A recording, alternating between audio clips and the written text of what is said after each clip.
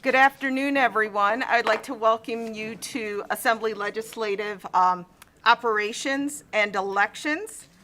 Today we have many items on our work session, but first we'll begin with attendance. So, Madam Secretary, please take the roll. Assemblywoman Dickman. Assemblyman Frierson. Assemblywoman Gonzalez. Assemblywoman Howdigi. Assemblyman Levitt. Assemblyman Matthews. Assemblyman MacArthur. Assemblywoman Monroe Moreno. Assemblywoman Thomas. Assemblywoman Torres. Chair Miller. Here, thank you. First thing I'd like to say again, housekeeping issues, we will have up to 30 minutes of public comment at the end of the agenda, and we will be taking a few items out of order. We will, let's see, we will be taking AB 40, this is the order we will go in. We will begin with AB 443, then SB 176, then SB 82, and then the rest of the way that the items are listed, SCR 5, SJR 6, and SJR 11.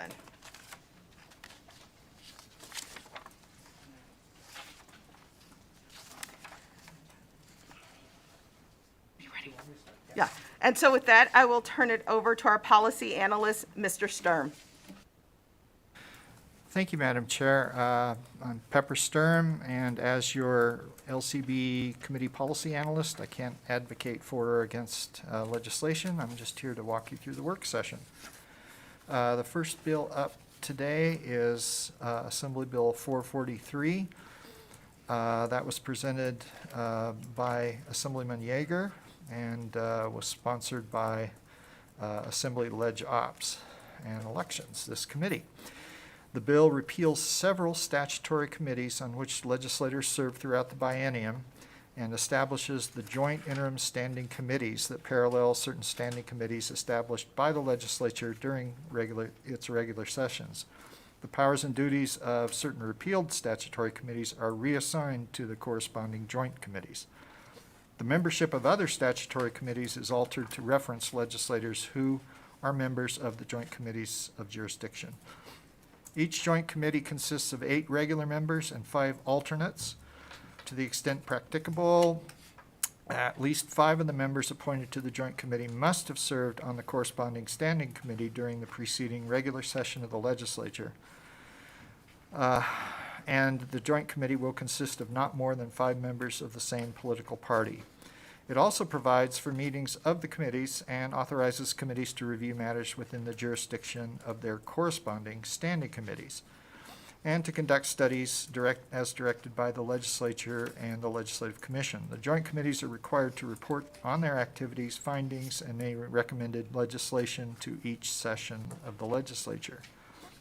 There were several amendments to this bill. Assemblyman Steve Yeager proposed the following, and additional detail with his amendments are on the next page. But first, to require that the Standing Interim Committee on Judiciary also consider juvenile justice issues either as part of its regular work or through appointment of a subcommittee. An additional 5 bill draft requests will be allocated and earmarked specifically for juvenile justice issues. And number 2, require that the Standing Interim Committee on Health and Human Services also consider child welfare issues, either as part of its regular work or through appointment of a subcommittee. And as with the first, an additional 5 bill draft requests will be allocated and earmarked specifically for child welfare issues. Third, in discussions with Chair Miller, and the following amendment is proposed in coordination with a proposed amendment to Senate Bill 176. And that would be to amend the bill to authorize the Joint Standing Committee on Legislative Operations and Elections to consider issues relating to governmental purchasing, including without limitation consideration of those recommendations for legislation included in a report prepared by the Commission to study governmental purchasing created by NRS 332.215, which is covered in the next bill. Further, include a provision to require the Commission to prepare and transmit a biennial report to the Joint Interim Standing Committee on Legislative Ops. Such a report must include recommendations for legislation relating to governmental purchasing. Thank you, Madam Chair. Thank you. Members, are there any questions? Not seeing any questions, I will take a motion on Assembly Bill 443. I would move to amend and do pass, Madam Chair.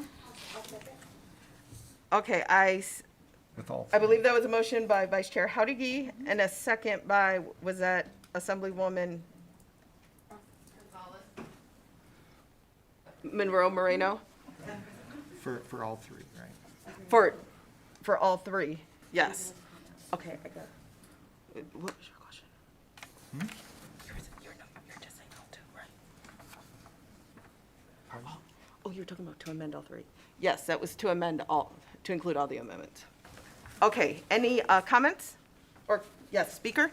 Thank you, Madam Chair. I just want to point out, I believe that this bill is going to result in fewer pieces of legislation, fewer duplicate pieces of legislation, I think greater efficiency with our limited staff, and a much more streamlined process for us vetting bills and providing continuity from the interim to the next session.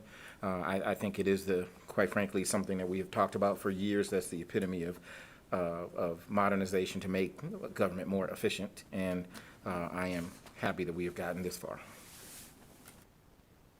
Thank you, Mr. Speaker. I feel the same way with the continuity and the streamlined approach. I know some of us experienced the difficulties in, well, what happened during interim, and then to discover that there wasn't an interim committee on some of our standing committees. So I am in full agreement.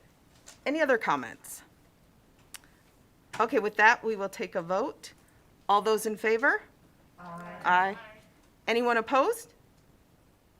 Okay, the motion passes unanimously. With that, we will move on to the next bill, which is SB 176. Oh, I'm sorry. I will assign that floor statement to Assemblywoman Torres.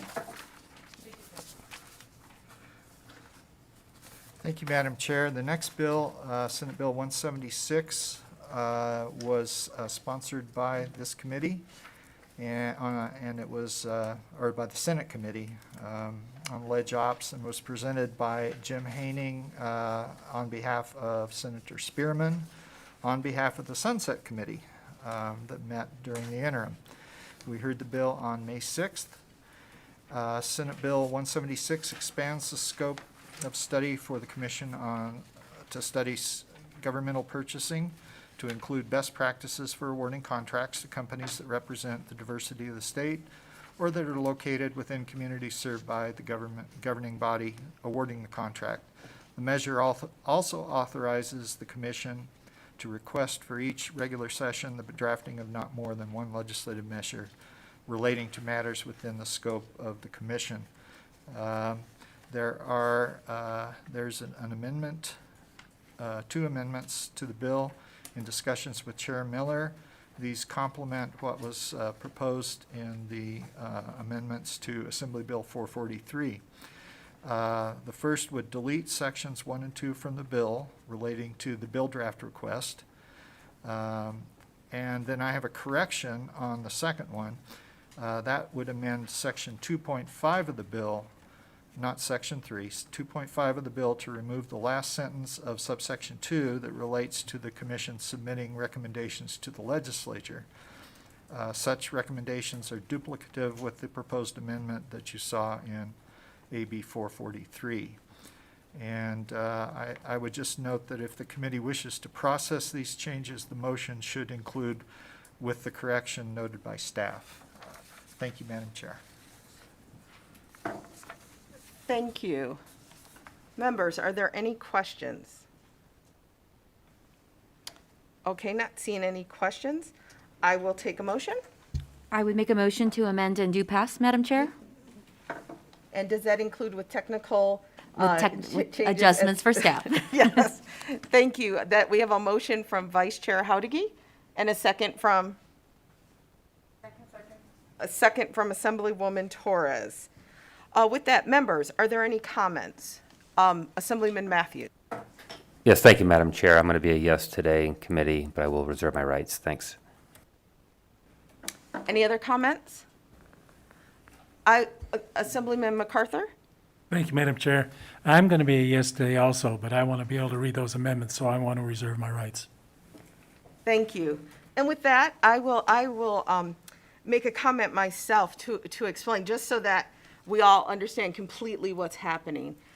I believe that most of us felt the same way with Senate Bill 176.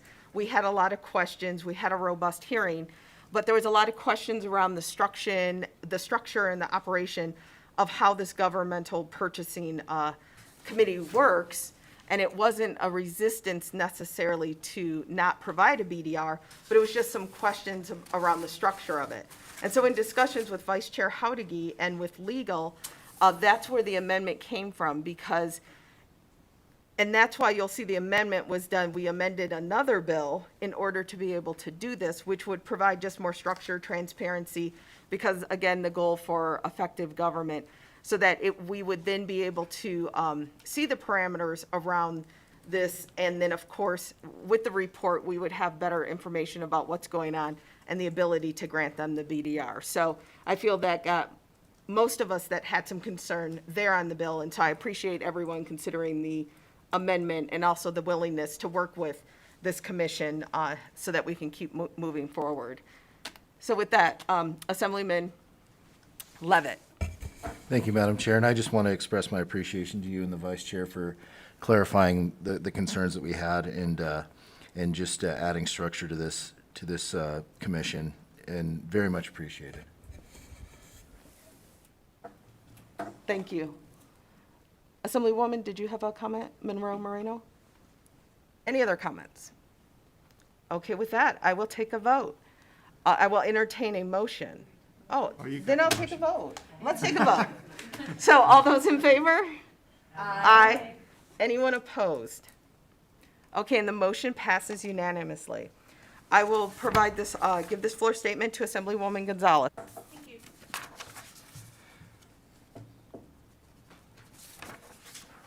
Thank you, Madam Chair. The next bill for consideration by the committee is Senate Bill 82. That was sponsored by Senator Ratty and heard by the committee on April 27th.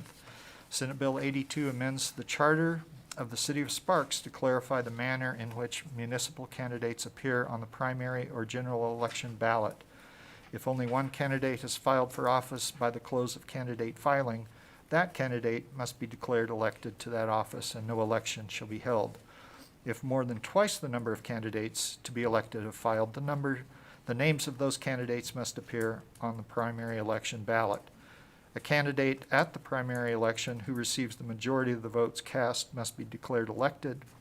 If no candidate receives the majority of votes cast, the names of the two candidates who receive the most votes must be placed on the general election ballot. Senate Bill 82 also provides that if not more than twice the number of candidates to be elected have filed for office, no primary election is held, and those candidates must be placed on the general election ballot. Finally, SB 82 clarifies that an elected officer enters office at the first regular meeting of the City Council following the meeting at which the canvass of the election returns is made, and there were no amendments proposed to this bill. Thank you, Madam Chair. Thank you. Members, are there any questions? Okay, not seeing any questions, I'll entertain a motion. It's my city, may I? Yes, thank you. Thank you. I will accept a motion from Assemblywoman Dickman. Motion to do pass, and a second from Vice Chair Howdigy. You're welcome. Members, any comments on the motion? Okay, with that, let's go ahead and take a vote. All those in favor? Aye. Anyone opposed? Okay, and the motion passes unanimously with the members that are here.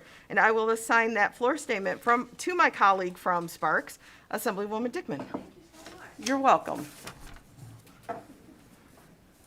Thank you, Madam Chair. The next bill for work session is Senate Concurrent Resolution Number 5.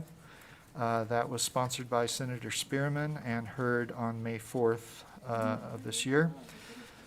Senate Concurrent Resolution 5 declares that systemic racism and structures of racial discrimination constitute a public health crisis magnified by the disproportionately high impact of the coronavirus on the 2019 on communities of color.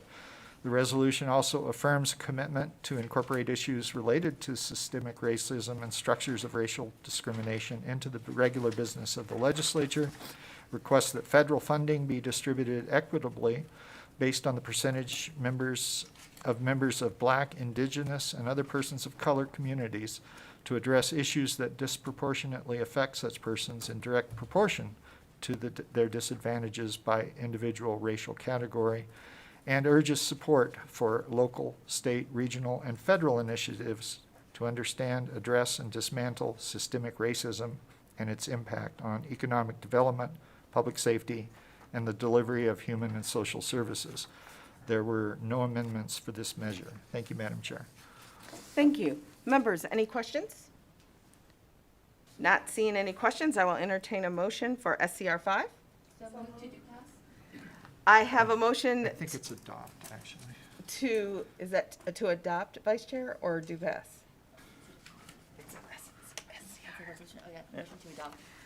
Thank you. I have a motion to adopt from Vice Chair Howdigy and a second from Assemblywoman Torres. Members, any comments on the motion? Not seeing anyone, I will take a vote. All those in favor? Aye. Anyone opposed? Will the nays please, okay, so I have a nay from Assemblywoman Dickman, Assemblyman Matthews, Assemblyman MacArthur, and Assemblyman Levitt. Are those the only 4 nays? Okay, with that, the motion passes, and I will assign the floor statement to Assemblywoman Monroe Moreno. Thank you, Madam. You're welcome. Thank you, Madam Chair. The next measure for consideration is Senate Joint Resolution Number 6. This was sponsored by the Senate Committee on Leg Ops on behalf of the Legislative Committee on Senior Citizens, Veterans, and Adults with Special Needs. I believe it was also presented by Senator Spearman. Senate Joint Resolution 6 expresses support for the creation of a retirement plan that addresses the loss of retirement benefits for military spouses due to frequent relocations. The resolution further urges that the federal government implement such a retirement plan that is funded by the Department of Defense Appropriations Act, and there were no amendments for this measure. Thank you, Madam Chair. Thank you. Members, any questions? Not seeing any questions, I'll entertain a motion on SJR 6. Motion to adopt? We have a motion. It's a do pass. It's a do pass. Motion to do pass. Thank you, Pepper. Thank you, Vice Chair. We have a motion to do pass from Vice Chair Howdigy and a second from Assemblywoman Torres. Members, any comments on the motion? I would just like to make a comment that I think one of my favorite parts of the bill presentation was when the senator acknowledged that we would be the first state to actually send this type of resolution to Congress. And I think that that's very indicative of our state, Nevada, where we know that we are over 10% veterans and military families, and they are such an integral, ingrained part and population and culture here in Nevada. So I'm glad that, I always say we should be, the state that, really for veterans. And so the fact that we're the first state that would submit this type of request, I think really is indicative of who we are as Nevadans. And that is something very special to, I know, many of us. So with that, I will go ahead and take a vote. All those in favor? Aye. Aye. Anyone opposed? And I will give this floor statement to my colleague who's also a veteran, and that will be Assemblywoman Thomas. Thank you, Chair. You're welcome. Thank you, Madam Chair. The last measure on hand here for the work session is Senate Joint Resolution 11. Again, that measure was presented and sponsored by Senator Spearman.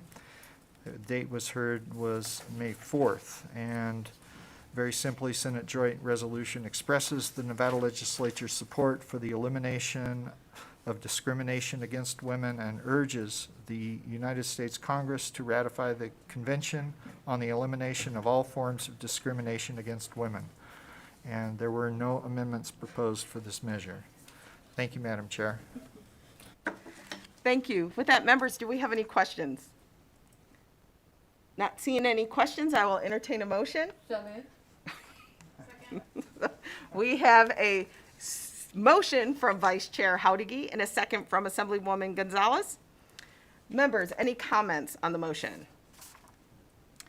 Assemblyman Levitt. Thank you, Madam Chair. I'm going to go ahead and vote yes out of committee. I'm going to get some clarification as to some of the ramifications that may occur from this, so I'm just going to seek further clarification, but I'll go ahead and vote yes out of committee. Thank Okay, you. thank you, Assemblyman. Any other comments? Okay, not seeing any. I'll take a vote. All those in favor, please say aye. Aye. Anyone opposed? And yes, thank you. I believe the nays are, we have Assemblywoman Dickman, Assemblyman Matthews, and Assemblyman MacArthur. And with that, the motion passes. So I will close the agenda item on our work session and move on to our, I'll go ahead and take the floor statement on that one. I'll close this agenda item for our work session items and move on to our next item, which is public comment. So everyone will have up to 2 minutes to make a public comment on something that is under the purview of this committee. Broadcasting, do we have anyone on the line to make public comment?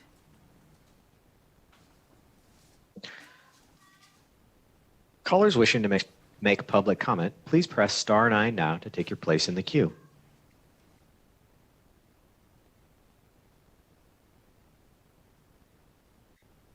If you wish to make public comment, please press star 9 now to take your place in the queue. Chair, the public comment line is open and working. However, we have no callers at this time. Okay, we'll just give it another moment or so.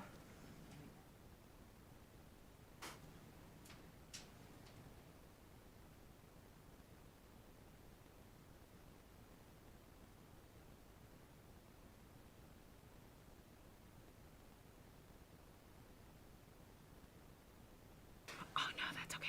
I think it was just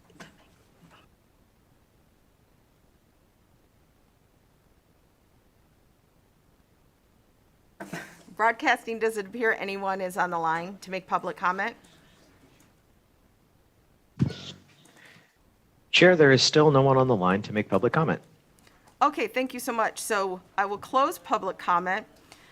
Members, just so we have an idea what the next few days looks like, we are at call of the chair for tomorrow. So do anticipate being notified about that. And for next week, because this came up in another committee, especially those new to the assembly, we're not actually done with committees just because tomorrow is a deadline. There's still many bills that are in Ways and Means and other types of, in Ways and Means that will eventually be making their ways out, or out of finance that will still make their way out from the other house. So I will notify you when our next meeting next week is, if there will be one scheduled for Tuesday or Thursday. And with that, we've covered all our business for today. So with that, this meeting is adjourned.